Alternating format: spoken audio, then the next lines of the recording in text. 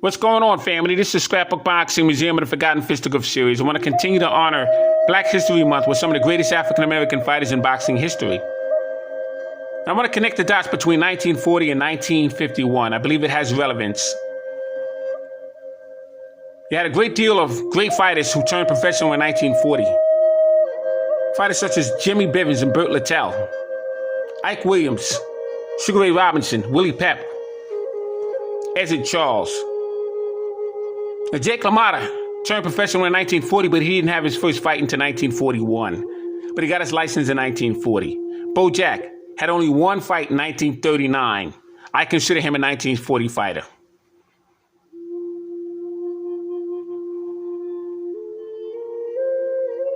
But a couple of these Hall of Famers would draw a distinction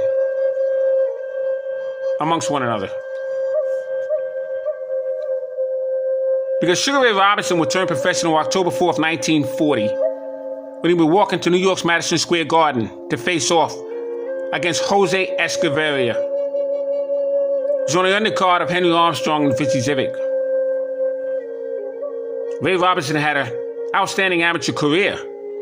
85-0 with 67 knockouts and 40 knockouts in the very first round. That record has yet been broken. He had an opportunity to become the lightweight champion in 1941 when he faced Sammy Aingot, but Sammy Aingot did not make weight. So Marty Servo would refuse to fight him in 1942. He had defeated Marty Servo. It wasn't for the welterweight championship belt.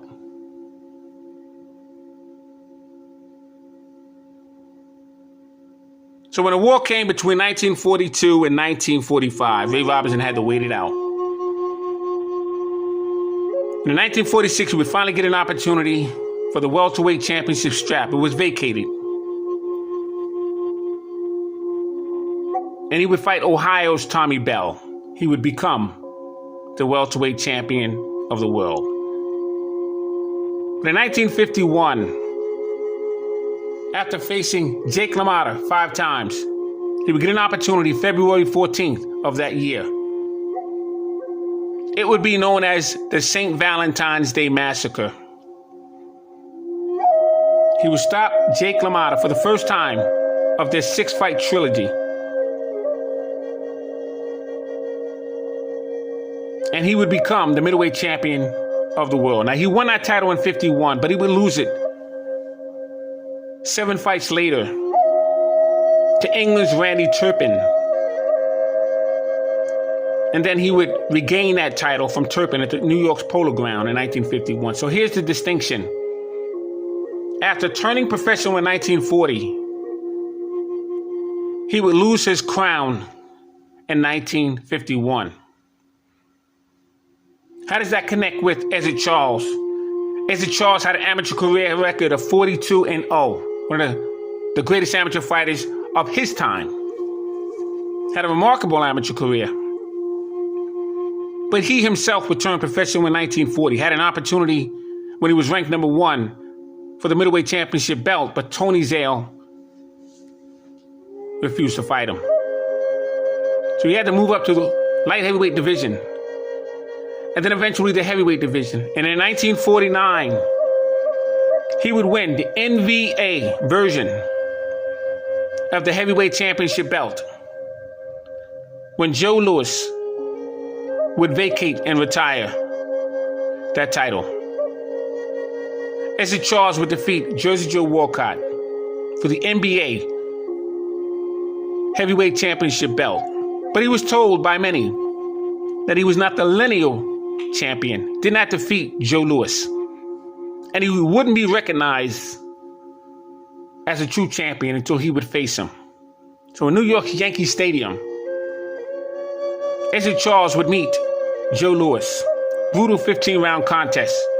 And Ezzard Charles would finally get the respect that he deserved as the heavyweight champion of the world. But in 1951, he would face Jersey Joe Walcott. Unfortunately, get caught with a bodacious left hook. And he would lose his heavyweight championship belt in 1951. What's the distinction? He turned professional in 1940 and lost his title in 1951. Willie Pep, outstanding amateur career. Turned professional in 1940. Would eventually get that featherweight championship belt from Albert Chalky Wright. And after 62 fights, he would lose his winning streak to Sammy Engat.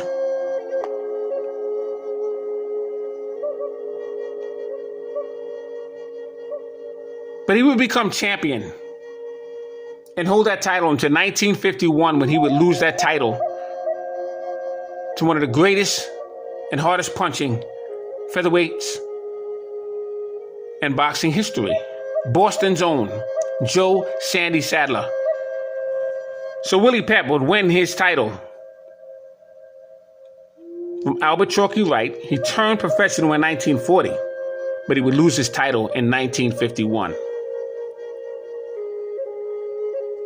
Joe Louis would end his career, a magnificent career, after being knocked out in 8 rounds in New York's Madison Square Garden from the up-and-coming Rocky Marciano. I'll tell you, 1951 was some year. Let's take a look at some of these fights between Willie Pep, Sandy Sadler, Ray Robinson, Jake LaMotta, Sandy Sadler, and Willie Pep with some fight, I'll tell you. We're also going to look at Eddie Charles and Jersey Joe Walcott. I want to take a quick peek of Ray Robinson and Kid Gavilan, just to represent his welterweight championship belt he would earn in 1946. Let's take a look at the fight between Sugar Ray Robinson and Kid Gavilan. Ray Robinson trains in New York's Grubbs Gym. Up-and-coming phenomenon. He would meet Joe Louis in Detroit, carrying his bags for him to Brewster Center. His name was Walker Smith. Too young to fight in the AAU competition, would borrow Ray Robinson's card. Jack Cates said he was a sweet-looking fighter he had there, to George Kingford. Became Sugar Ray Robinson. An outstanding fighter was Sugar Ray Robinson.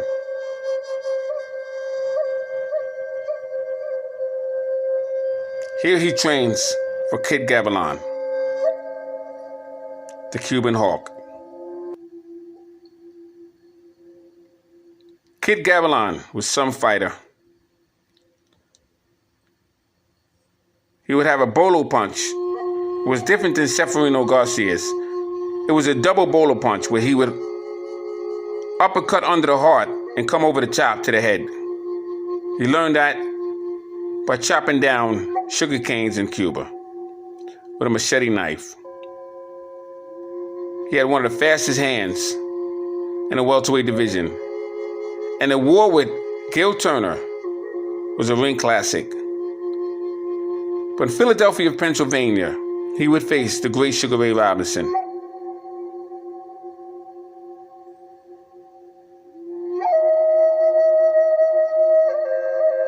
He would have a rematch with Ray Robinson.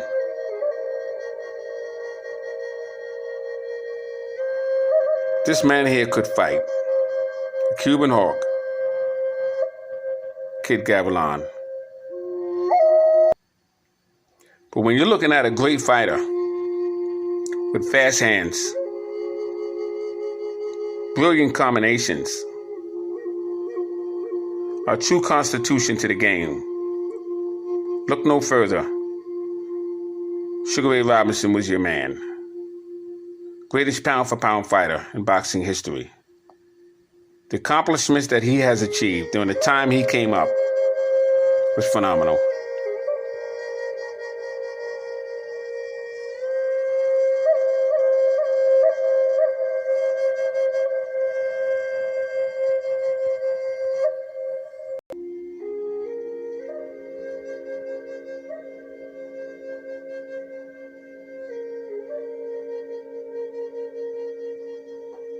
Ray Robinson and Kid Gavilan with some fight.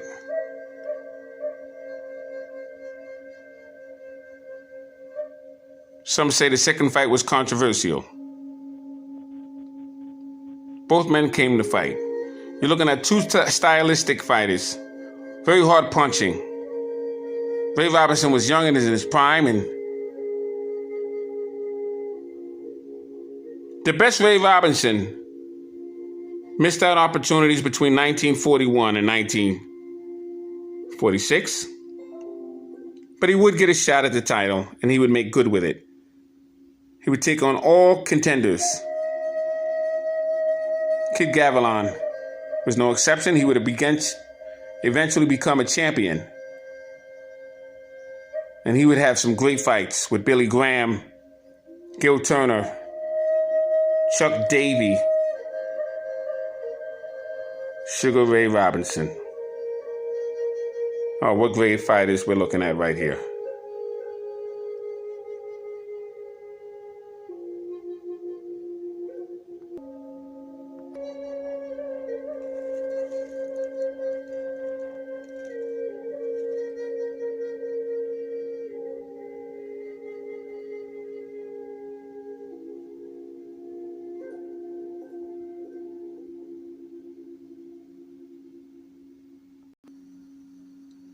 Jake LaMotta was known as the Raging Bull. And he was already in the ring with Ray Robinson 5 times. He made a statement that he fought Ray Robinson so many times, it's no wonder he doesn't have diabetes. See, Robinson's name was Sugar. They got that name